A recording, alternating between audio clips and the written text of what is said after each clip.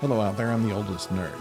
Perhaps the lesson of today's Babylon 5 episode is don't have sex in a room full of telepaths.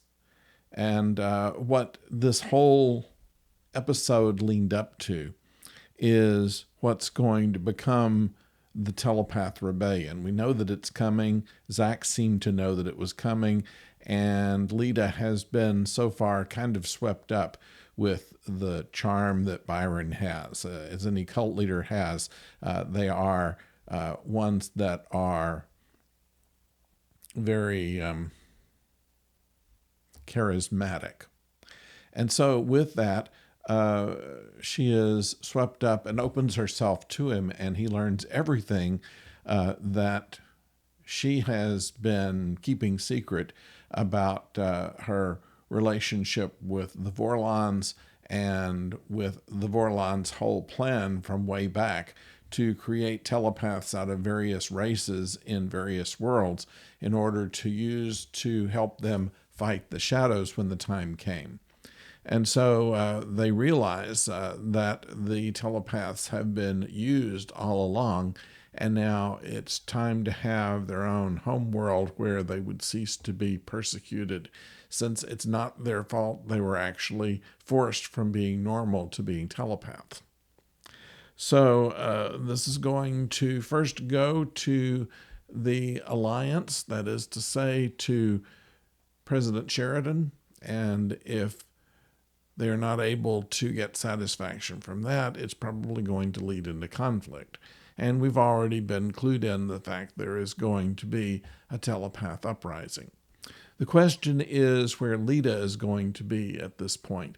Up to now, she has been leaning closer and closer to the group of telepaths, believing that she has more in common with them, obviously, than anyone else, but is now, you can tell by the end of this episode, starting to kind of question that, whether it is a good idea of siding with people who may actually turn against her own ideals.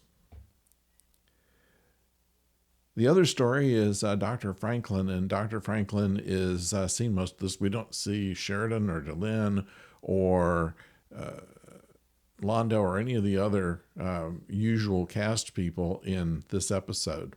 This is all basically Lita and Byron and the Doctor and Zach and otherwise guest stars. So with the Doctor, he is going along his study of other races, and he has gotten genetic codes from various races, but has found one that is thousands of years old that only has medical and genetic records dating back about 800 years. And what he finds out is that there were two races similar to our modern and Cro-Magnon periods that actually lived together, and one side was obliterated, and it has led to ongoing sterility of the rest of the population without them actually commingling. It has slowly over the centuries reduced their ability to increase their population, and so they're a dying race. And it's an interesting story about how a prejudice can lead to the downfall of a society. And I suppose the same kind of situation is with the telepaths, that if people don't recognize what's happening now, worse things could happen later. So that's what we see in this episode.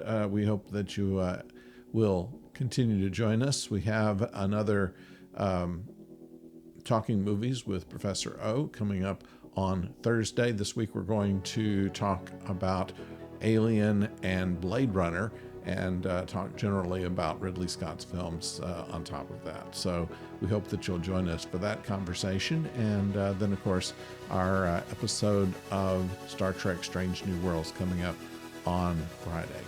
So thank you for joining us. Until next time, don't go far.